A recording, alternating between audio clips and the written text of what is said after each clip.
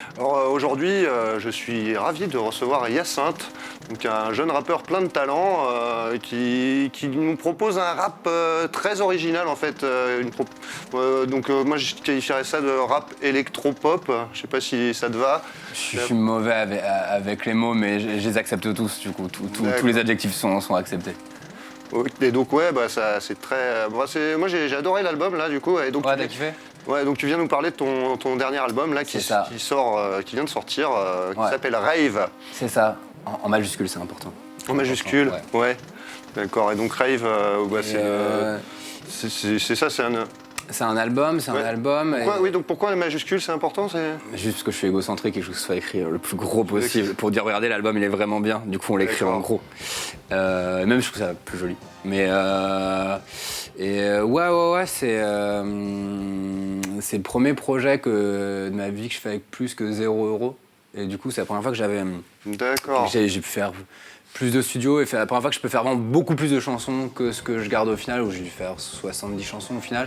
Et c'est la première fois que j'ai autant de temps du coup pour... je sais pas, au final j'ai dû faire 3 albums en assez peu de temps, mais du coup j'ai pu vraiment écrimer et me tromper pendant 3 mois pour dire ok en fait c'est ça que je veux faire. Et du coup c'est ça que l'album, je trouve qu'il a un son et je pense un truc assez unique.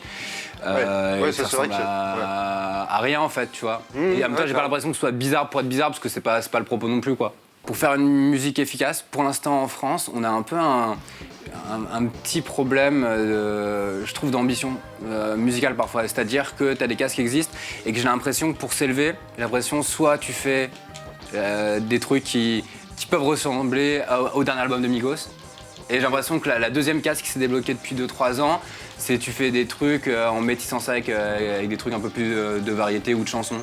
Ouais. Et je me dis, moi, ce qui m'intéresse, globalement, quand je fais de la musique, c'est moi, j'essaie de trouver une troisième voie. Dire, ok, comment est-ce que je peux faire une musique qui me ressemble et qui soit unique et qui soit pas non plus un truc expérimental à la con, tu vois, parce que c'est pas du tout le projet. D'accord, c'est tout l'enjeu de cet album. Et moi, il y avait un truc aussi dans les influences musicales, de me dire, ok, j'adore le rap américain, tu vois, j'en ai beaucoup écouté, et toujours aujourd'hui, c'est une des musiques que j'écoute le plus. Mais de me dire, ok, on a un patrimoine culturel européen, et comment on fait pour l'utiliser, tu vois. Par exemple, on est juste à côté de la Hollande, et en termes de musique électronique et même de rap, c'est pas rien. Me dire, ok, est-ce qu'on n'irait pas voir de ce côté-là, plutôt que d'aller voir à Atlanta? D'accord, c'est ça. De mélanger les deux, tu vois. Ouais, bien sûr, ouais. En fait, j'essaie de faire le mieux possible tout ce que je fais. C'est-à-dire que si je fais un morceau de rap avec des couplets de rap, je veux que mes couplets ils découpent, mais qu'ils découpent comme si c'était un morceau de Sofiane, tu vois. Et par contre, si après il y a un refrain pop dans le même morceau, je veux que le refrain pop il soit efficace comme si c'était un refrain d'Angèle en fait. Ouais, ce que je veux dire, pour moi, l'enjeu il est là, quoi. Ouais, carrément. Je vais prendre le meilleur de tous les mondes. Et toi, je te parlais de. C'est pas pareil, mais tu vois, une artiste comme Rosalía, je sais pas si ça te parle, c'est une chanteuse espagnole qui a tout pété là, il y a quelques mois. C'est genre la chanteuse préférée de Rihanna et tout, enfin je sais pas comment dire, c'est presque toutes les énormes pop stars parlent d'elle, et elle chante en espagnol. Ouais. Et elle a eu un truc, c'est une chanteuse de flamenco à la base, elle vient du flamenco, mais elle a fait un album vraiment pop, et du coup, je trouve, c'est pas la même musique du tout qu'elle fait que moi, mais un peu cette démarche de, ok, on prend un truc de patrimoine culturel, et on le popise, et on le mélange avec des trucs modernes. Pour moi, la démarche, elle était là, quoi. C'est à la fois de prendre le meilleur du passé et des trucs du présent pour essayer de voir un peu ce qu'on va faire demain. Et t'es croyant d'ailleurs, une question Non, je suis spirituel dans le sens où je me pose des questions et tout, mais je suis pas croyant. Je crois que j'en ai pas vraiment parlé en interview avant. Pile au moment où la musique c'était en train de devenir mon métier, donc il y a 2 ans, j'ai un peu pété un plomb et j'ai été faire une retraite spirituelle dans un monastère. D'accord. Qui s'appelle l'abbaye de Sénan, qui est une abbaye cistercienne. Et où le concept c'est que tu parles pas. C'est ça, les cisterciens, c'est ceux qui parlent pas. Tu peux dire à table, passe-moi l'eau, mais le concept. Et du coup, je me posais vachement de questions et je suis allé, donc j'ai passé une semaine là-bas, j'étais sur le point, c'est le moment où j'avais toutes les propositions de label. Mais à un moment, j'ai dit, ok, vous, je veux bien là, votre truc là, je veux bien. Et je leur ai dit, par contre, si vous voulez me signer, on me signe vendredi parce que samedi matin, je me casse. Oui, dans le morceau Rêve aussi, tu dis les anges ont le visage sale. Ouais. Qu'est-ce que tu voulais dire? C'est une référence au meilleur rappeur de France qui s'appelle Nesbill.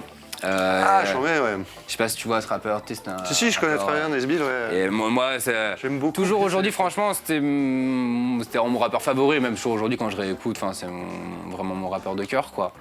Et où il a un morceau avec la légende de Laura Luciano qui s'appelle Les anges au visage sale. D'accord. Avec un couplet incroyable du Laura Luciano, c'est sur l'album Roi sans couronne de Nesbill, mais qui est sorti il y a longtemps. Il y a 10 ans, et en 2008, il me semble. Désolé, je te coupe, mais petite parenthèse, je voulais absolument voir Nesbill sur l'album, mais j'ai échoué lamentablement. Mais si ça arrive à ses oreilles, vraiment, faut qu'on fasse un morceau ensemble. Ça serait magnifique pour l'histoire de ce pays et de cette musique. Carrément, je pense que ça serait quelque chose d'important.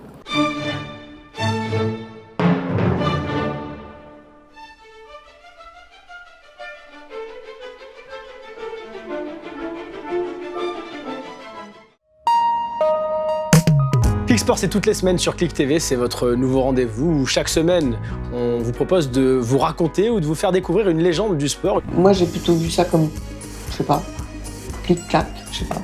Et nous voilà en compagnie de notre invité toute la semaine, Kobalade. Bienvenue, c'est ta première télé? Eh bah bienvenue, c'est chez nous, chez Clic, Clic-clac. Moi, c'est la première interview que j'ai faite, c'est avec toi. On était avec mon groupe, je me rappelle encore de l'image, on était dans le studio, ils ont mis la lumière rouge, je sais pas pourquoi j'ai cette image-là, je m'en rappelle. Ouais. T'es le premier à y répondre sur notre chaîne. C'est quoi ta définition d'une clique? C'est un groupe de potes avec qui on restera pas toute la vie. Pourquoi pas toute la vie? Parce que sinon c'est une famille. Je pense qu'on se rencontrera un de ces jours.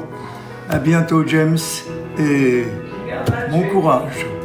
Oh, that's incredible. That's sweet. You know, it's just like you, he never talks. Bienvenue pour la première de Parle-moi. Dans Parle-moi, on va parler littérature, mais pas de livre, puisqu'il paraît qu'aujourd'hui on lit plus. Donc à défaut d'un livre, on va parler d'une page. Chaque semaine, on va recevoir des gens qu'on trouve inspirants, qui vont venir partager leur expérience sur un sujet qui touche tout le monde. Et la première qui arrive, c'est la confiance en soi. Et ça se voit, on est au top. Que suis-je? Je suis chinois. J'ai les cheveux un peu bizarres. Je suis un peu chelou. D'une façon générale, je suis chelou. Mais j'ai un talent de ouf. Je suis Bounaïmin et j'arrive sur Clic TV.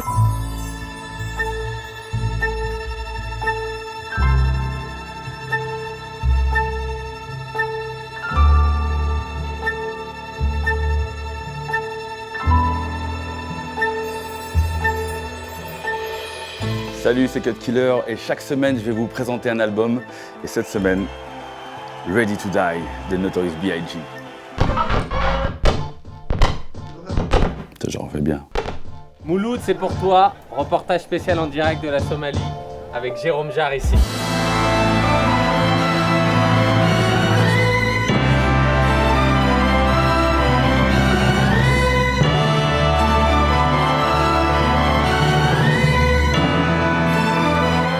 Là exactement, on est en direct de Cox's Bazar au Bangladesh, plus précisément dans le camp des Rohingyas, pour faire quelques jours en immersion à la rencontre de ce peuple. Moi, j'avais un rêve et j'ai été jusqu'au bout de ce rêve et j'espère que vous aussi, vous aurez des rêves et vous irez jusqu'au bout. Donc on touche ce bois là. Que t'as touché quand t'étais petit. Ouais, j'ai touché.